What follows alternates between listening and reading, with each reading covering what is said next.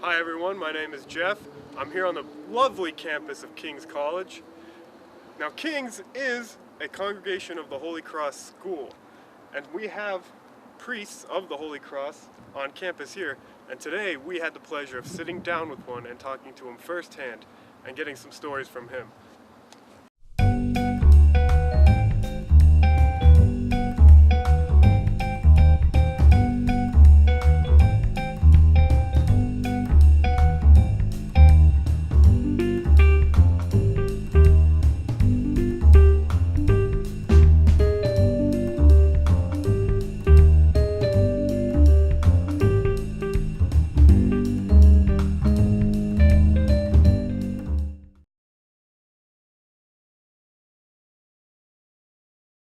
I entered right out of college, so I graduated from Georgetown in 1984, and then during that year, when I was facing what am I going to do with my life, I made the application, so I started in the fall of 1984.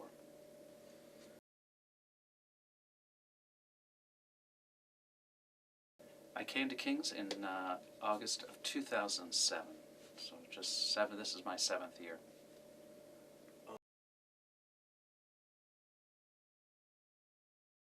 Our seminary formation program is in South Bend, Indiana, at the University of Notre Dame.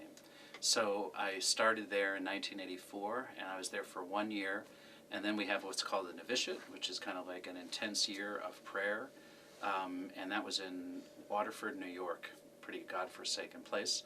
Nobody's ever been there. I've never met anybody from there, but it was a great experience. But it was really just focused on learning how to pray and learning the charism of Holy Cross. And then I went back to Notre Dame in 1980, I guess it was 1986, and I was there for 3 years in the seminary formation program. And you get a degree called the Master of Divinity, so I got that in 1989.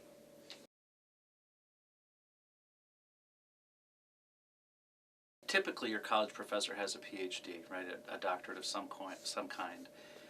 Which I have. So after I was ordained a priest, which was 1990, so after I finished seminary, you take final vows in Holy Cross, and then the next year you're ordained a priest. I worked in Maine, in southern Maine, for just 2 years, my diaconate and 1 year of priesthood. And then from there I worked at our college at Stonehill College in Massachusetts. And I served as director of campus ministry there for 8 years. And then I went on for my PhD after that. And so I studied out in Berkeley, California. It's a theological union associated with the University of California at Berkeley. And so it's a really interesting place to study because it's Catholic, Protestant, Jewish, Muslim. It's a pretty diverse center, but it's all religions. And so I did my PhD in what's called theological ethics with a concentration in Catholic morality and Catholic social teaching. So I got that, and now I've been teaching here at King's since 2007.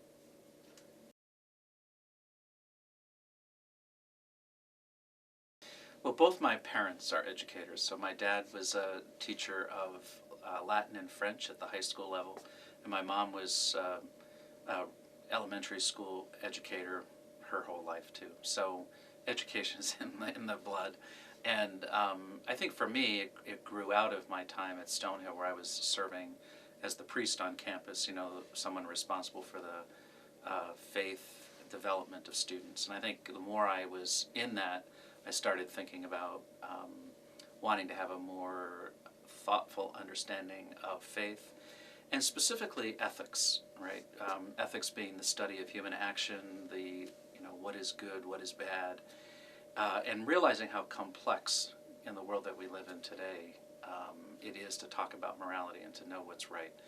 And so that's really where it just came alive for me, and I felt very privileged to have the opportunity to study that. And that's what I get to do here, is lead people down the road of complicated moral decisions.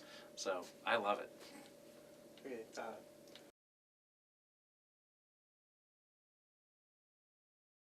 I start my day around 5 in the morning. That's when I usually get up and I do my morning prayers.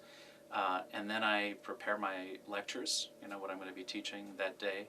Of course, the weekend's a little bit different because I usually am helping at a parish on Saturdays and Sundays. But on the weekdays, after I get my lectures ready, then the community has morning prayer together, all the Holy Cross religious, as well as Mass. And then usually I make my way down to campus, and then depending on the day, right, you have my classes. I'm on a lot of different committees here at the college, so I will also go to different academic committees. I was also involved with student government the last couple of years, so I've been helping the student government kind of grow a little bit. And then, you know, that really takes me through my day. It's a full day. It doesn't seem to stop. I also have, you know, a lot of students who come in to talk about things that are going on in their lives. The classes I teach kind of facilitate that sort of discussion. And, you know, so a lot of my classes will involve students doing some outside of class work, so they'll kind of come in to follow up on some of that stuff. So usually I leave the office around 5 because we have prayer back at the house, and then that's followed by dinner. And when I get some free time, I'm running. I like to run. I do a little reading, and I'm always grading papers. There's always a stack of papers to be graded. So that's a typical day. I'm still figuring that one out. But I think when I was in college, is when I started to think that my faith really mattered to me. I came from a very religious Catholic family, so faith was always a part of it. The practice of religion was always a part of my life. But I went to a high school right in the heart of Washington, D.C., and, you know, every day I'd go to class, and I realized I was in a great school, one of the best schools in Washington, D.C., and that's a very poor area. And so every day I was confronted with homelessness and street people asking me for money, asking for food. So it was a bit of a contrast, you know, in the privilege of getting a great education and then living in a world where people were really suffering. And my high school is on North Capitol Street in Washington, D.C., so if you walked outside the school and you turned right, you can see the U.S. Capitol. I think the interplay of those three things, education, poverty, and government, really set me on a path to wonder what I could contribute to the common good. So I had two career paths in mind when I entered Georgetown. One was a very minor thing. I said, well, you know, I shouldn't just toss out becoming a priest because my religion mattered to me. But the one I really imagined for myself was I wanted to become the mayor of Baltimore. Though I'm from the Washington area, I thought Baltimore is really what Marylanders are all about. That I would become the senator from the state of Maryland, and then from there I would become a Supreme Court justice. That was the plan. And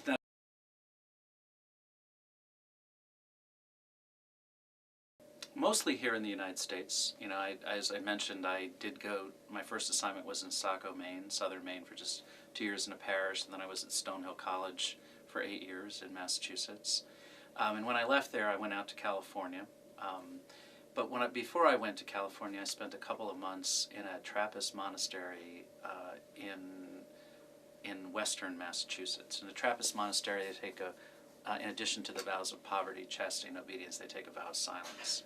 So I spent that 2.5 months in silence, which was one of the great experiences of my life. And it was the beginning of the year 2000, so it was the beginning of the millennium. And I always thought that was kind of cool to begin the millennium in that total silence. That was a life changer for me. And then of course I came here after I left California. But while I was in California, I traveled the whole California coastline, you know, from San Diego all the way up to Washington State. I've lived in the Midwest when I was in South Bend. I traveled most of the East Coast. I've been to, in the 90s, I traveled to East Africa, to Uganda, and to Kenya, and I spent some time there. Holy Cross has some missions in those areas, so that's why I visited there. And then I was also in that time, when I was involved in campus ministry, I used to take students to Nicaragua and to Peru, so I've been to those places. So in Holy Cross, I've only been into third world countries. I've not seen the money-centered sections of the world, but I've met some beautiful people, and you know, it's been a journey inside to see the different parts of the world. But I think for me, and it's beauty, right? But I think the other part for me is meeting the people of these other parts of the world that just don't live with the assumptions that we live.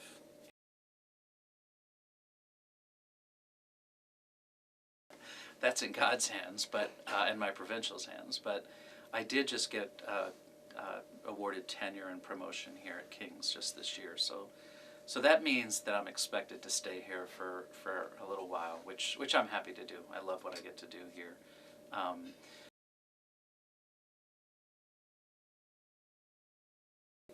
I think this is a great place.